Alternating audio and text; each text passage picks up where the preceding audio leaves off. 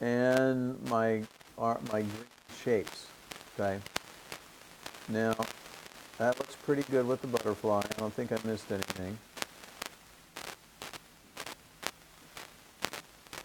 Okay. Cool.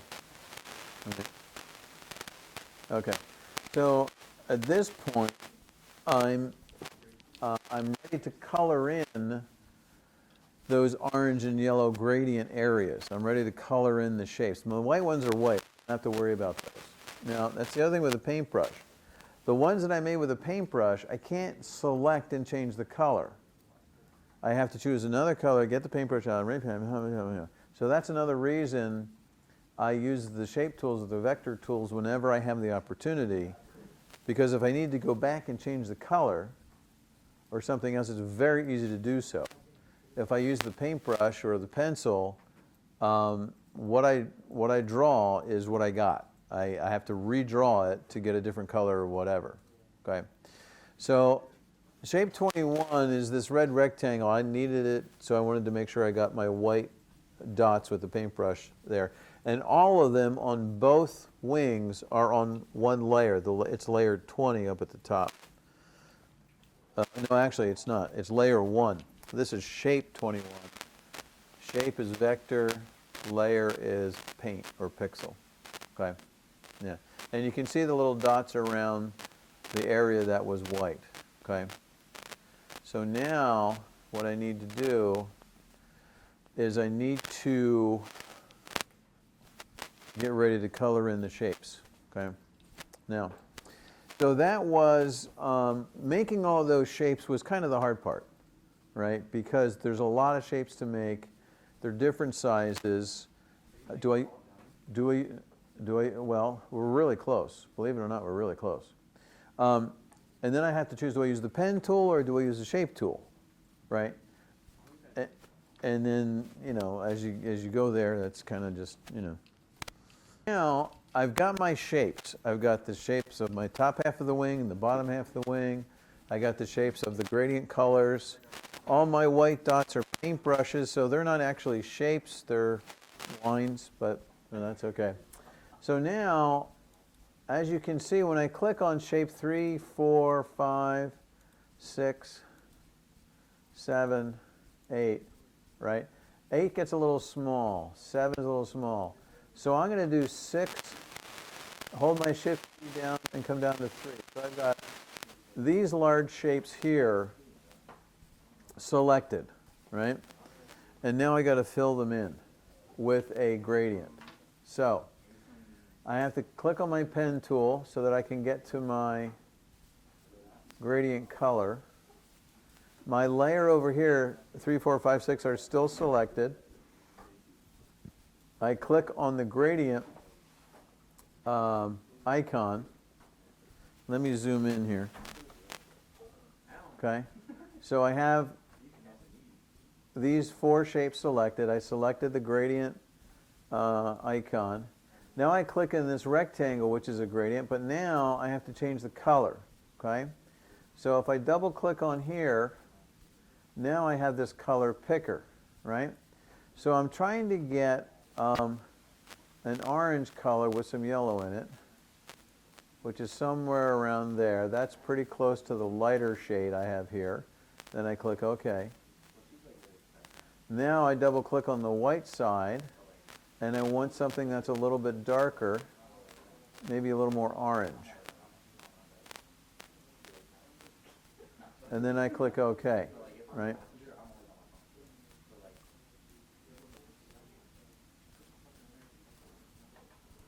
I think that's a little better, okay? So now I click OK. So now you can see, well, let's see what, oh, wait a second. And what did I do wrong? I made the gradient as a line.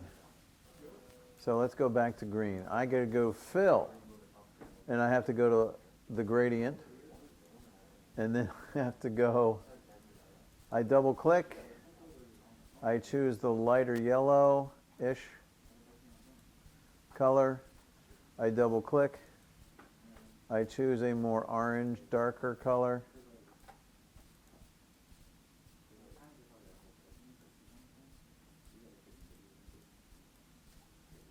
So now I've got this yellow-orange gradient. I click OK. And now I've selected, you can see how all of these four shapes each have the gradient, but they have it as though the gradient was individually created there, right? But I still have a problem. My problem is my angle of the gradient. So if I click back on fill, I click back on the gradient icon, and now if I change my angle, you can see how the color, the dark color, changes. Now I want the dark color to be closer to the butterfly, right? Now you can see also, if I change my scale, I can, in my X and Y axis, it changes how much of the dark is either visible or not visible in that gradient area. Okay. So the angle helps me to put the dark in the right area and the light in the right area. And then the scale, the x-axis and the y-axis helps it to be adjusted within the visible area. And then I'm off. Now my stroke, if I click no fill on my stroke, right? So now I've got my gradient here, okay? Now, if I wanted to continue, so let's do this. I need to click on my black shape, and I need to click on my pen tool, and I need to fill it with black, maybe even a really dark gray. And then I need to take my stroke and do no stroke, okay? So now I've got a gradient, and I've got the black butterfly wing.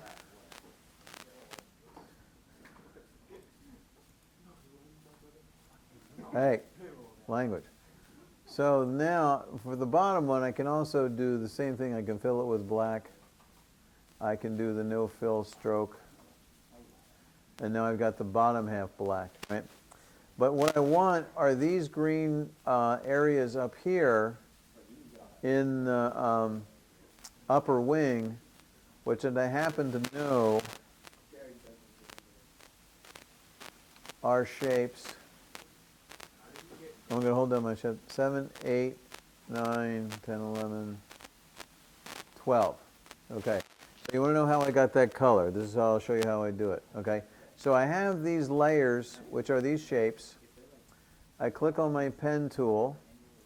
That gives me access to a color. Now, I click on the gradient, and the gradient that was already there automatically fills in. Okay? But Max wants to know how I found that color. So I click on the rectangle. I double click on this color. And I actually want this, I can't remember if it's darker or lighter. I'm going to make it a little bit lighter. And then this one, I'm going to make it a little bit more yellowy. Okay? So now I've got this gradient. I click OK. And oops, I forgot to do something. I forgot to change, oh, my angle and everything is fine. I might change the scale. There we go. Okay. And then I want no fill for the outline. And now I've got that. Okay. So now I can do the shapes down here in the bottom half. I believe our shape 13 on up, 13. And I'm holding down my shift key as I'm selecting these layers because now I want them all selected. I want them all selected. I'm going to hit my gradient tool. Do I need to change the angles or anything? I don't think I do, because I know the bottom half is a bit lighter, right? I click my stroke, and I do no stroke, okay? And so now I've got my wing done. In a minute, I'm going to select everything that makes up the left wing, all of the shapes, all the colors, all the white, copy it and flip it to then make the right wing of the butterfly. Okay? Now, I would love to see my original photo. So what I'm going to do is I'm going to bring it all the way up, and I'm going to put it on top. So there's the wing of the original picture, photograph. And these areas are a little more red than what I have, but I think the bottom ones, being that golden yellow, are pretty close. A little more orangey. So if I wanted to, I could go back and change these shapes that are in my design to be a little more red, but I'm not going to worry about that right now. Yeah, I did that with my paintbrush. Absolutely. Yeah. Okay. So now, and I did the bottom ones. Okay. Whew, this is going to be fun. So I'm going to go from layer 1. I'm going to come all the way down to shape 1. I hold my shift key. And so everything that I created, I've just selected. Okay? You can see the big white rectangle, or the rectangle with the white dots around the whole left wing. And all of the other shapes are selected. Okay? Now, I'm going to just go ahead and copy and paste this, but I have to be careful. Because if I copy it and I paste it and then I accidentally click my mouse or something, then I've got multiple images on top of each other and it's a mess to separate. Right? So what some people do is they will take this and they will make a group out of this. Right? And that way it kind of protects what you've done. So if I go to layer and I do, where is it? Custom vector, group layers, Control G. Group layers, right? So here they are, right? And now if I right click and I duplicate layer, right? So one folder, one copy. If I click and, oops, hold on a second.